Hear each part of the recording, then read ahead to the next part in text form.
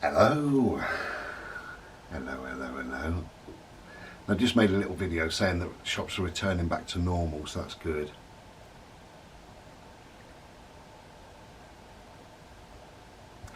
I've heard from a couple of friends this morning who's gone out early shopping. Wherever they live, shops are returning to normal. They've had big deliveries overnight. I understand that some supermarkets shut at 10 p.m. last night. They're normally open all night, and they shut at 10 p.m.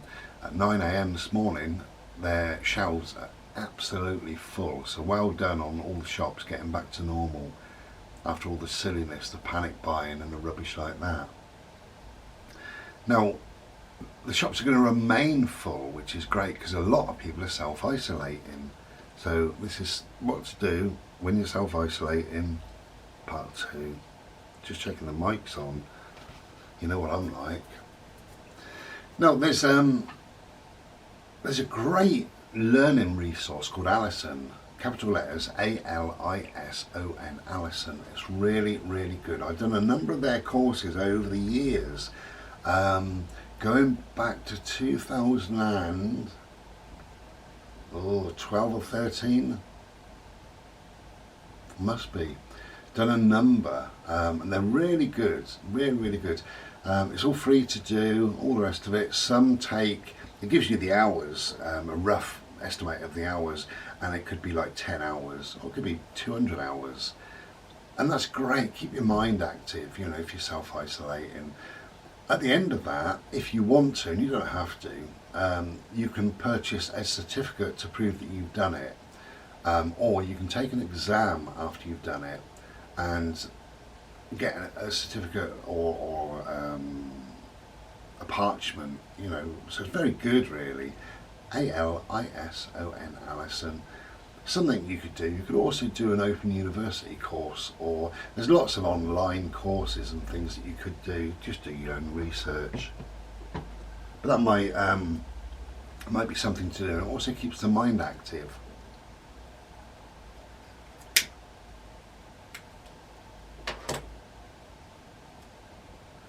One thing not to do if you're self-isolating is to get caught up in things and start listening to the news and studying the facts and figures of who's died and how many have died and how many have caught coronavirus and things like that.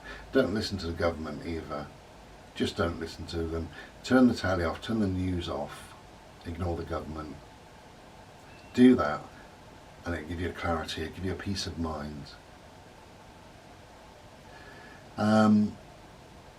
I was thinking last night, one thing that you could do if you've got children is have like another Christmas in a way, a mini Christmas. You could have a maxi Christmas. You could go up to the loft and bring the tree back down. You could have another Christmas if you wanted to. Okay, yeah, you can't go out and buy Christmas presents and stuff like that. But you could have a nice roast meal, and maybe a little drink or a pudding after or something like that. Even play some Christmas songs if you fancied it, put the lights on, even have the sparkly fairy lights going, turn your main light off, just have another Christmas. But you could have a mini Christmas. You could cook a meal, have it as a kind of a Christmas dinner, and as long as you've got the stuff, obviously. If you haven't, then make do and mend. If you haven't got any pigs in blankets, don't have them. And what you could do at the end of the day, you could give as a present, you could give a cartoon, draw a cartoon. Everybody draws a cartoon of a different member of the family, and you all open that, say at 2 o'clock or whatever. I think that'd be quite funny. Or you can make something, you know, make something out of just ordinary household items, or help your children make something. Make a little a monster or dragon out of things. Keep your kids active as well, keep their mind active. Limit the amount of bad stuff that comes into a child's mind. You know, don't let them see the news. If they only hear negative rubbish and they hear the government lies and the media bullshit and various news items, imagine what they're thinking. You know, be honest with them. Yeah, certainly. There's this thing, it's called coronavirus, and it's quite bad. It's like a real bad flu. We don't want to catch it, so you're off school, I'm off work, we're chilling out indoors. You know, but you could also, of course, get your coats on and what have you and go out for a walk. Don't go where people are really, or where very few people are. And they'll be doing the same as you, so they will ignore you as much as you're going to ignore them, so don't be embarrassed about that. Go and have a walk through the woods, and if you see some people, just nod or say hello and walk on, you know. Very unlikely you're going to catch anything if you just walk past somebody. You know, keep your distance as well. They do say a 6 foot distance, and I think really when you're walking in the woods there's going to be a 6 foot distance. But you could take your kids out, take some photographs.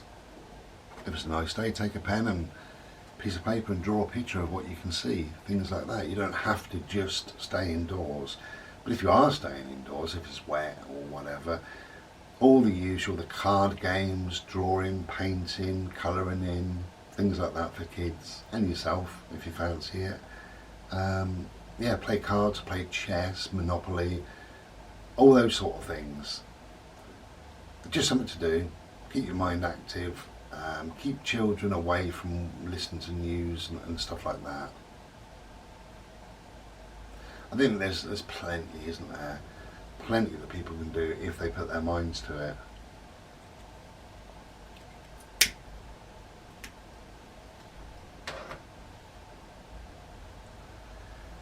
One of the main things is to not worry.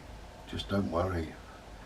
It is what it is. It's beyond our control. We can respond to it however we want to respond to it, and we can respond to it with panic and fear, or we can respond to it with common sense. Keep away, keep clean, keep calm. Less news, less media, less bullshit, less government. That's it. That's all you've got to do. But yeah, I think there's enough really. There's so much probably. You make up your own mind really what you think you could do.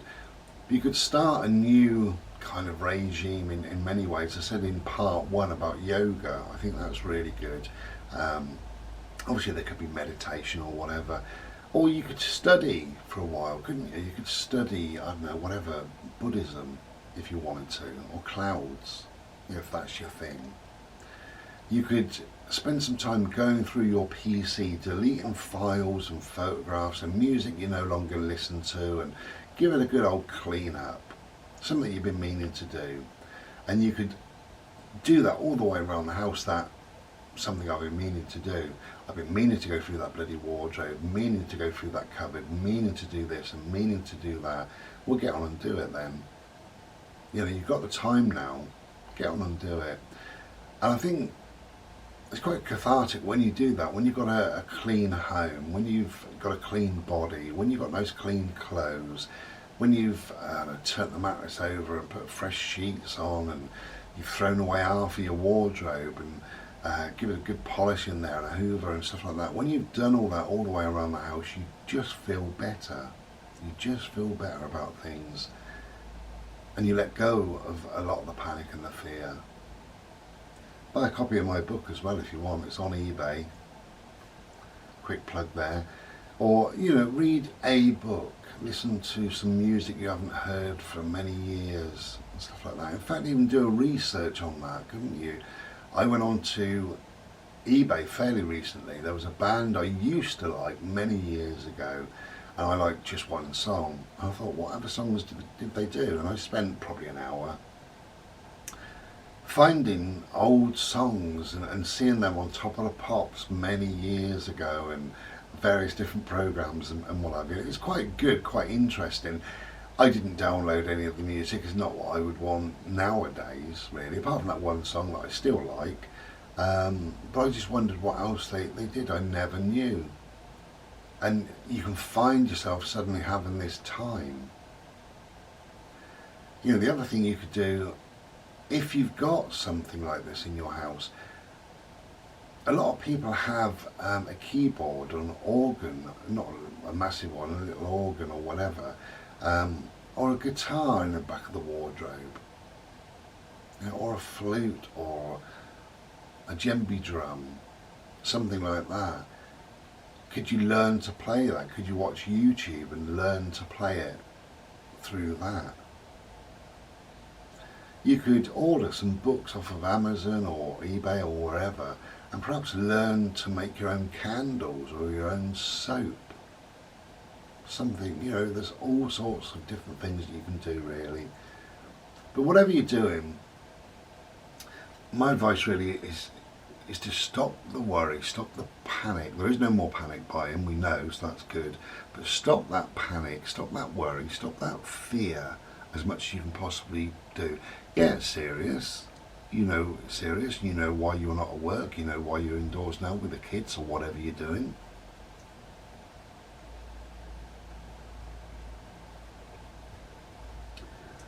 But you need to think, how much do I need to buy into all this stuff?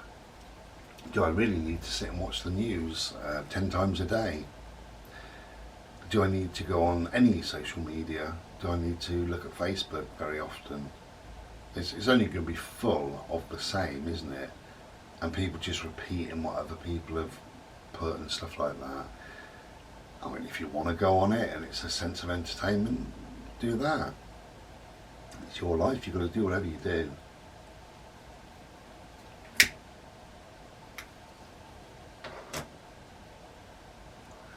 I would say try and make this time count. Bring yourself to the now. Always bring yourself to the now. So all the fear, all the panic, all the silliness, all the stories, all the media, all the news, the rubbish from the government, ignore all that. Bring yourself to the now. Because you're okay. Right now you are okay. You might always be okay, but right now, this moment now, you are okay.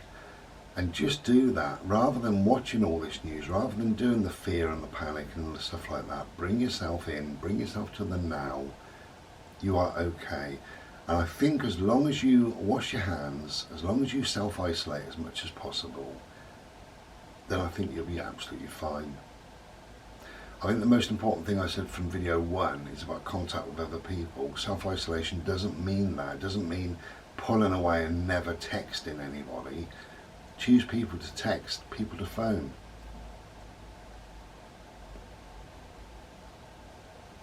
Because there's a lot of people out there now self-isolating. A lot. They would appreciate your call as much as you would appreciate a call from them.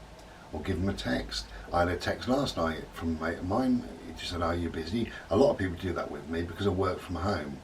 So sometimes I am really busy, obviously, but a lot of people do that. They say, "Are you busy?" And I text back, "No." Well, like last night, I said, "No, go ahead." And he rang me and we had about an hour's chat. That was really lovely. Sometimes I am busy and I just say, "I am at the moment, I'll text you later." And then I will, later on in the afternoon or perhaps early evening if I've done my work by then, because when I get into my work, I'm really into it, and I need a number of hours at least. The other thing I'd say is try and create something. Creating anything is good for the soul. If you're doing a painting, a picture, something like that, try to create something. It's really good for the soul. And if the weather changes, get out in the garden. And even if you don't want to do any garden, just sit, just be.